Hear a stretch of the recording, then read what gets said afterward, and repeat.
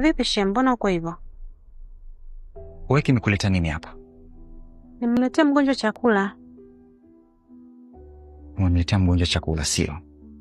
Kwa licha ya yote uliyofanya kule, bado unakuja na hospitali. Shida yako apate fahamu ili azinduke akuone, azidi kuwa katika hali mbaya ufurahi, sio? Wewe mwanamke una nini wewe? Kwa nini haupendi kuona watu wana amani? Wewe ndio chanzo cha haya yote yanaendelea hapa. Wewe ndio sababu. Unajua kama mgonjwa amepotea, tatizo hili halijeshi linakuja lingine, tatizo hili halijeshi linakuja lingine. Mwanamke una nini wewe? Yaani najuta atakukufahamu.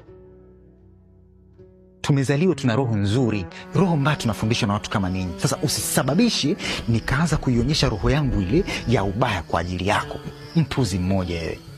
Toka hapa. Toka.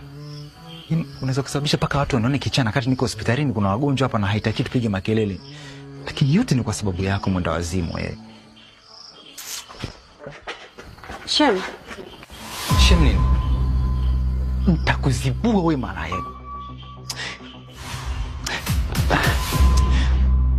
Wewe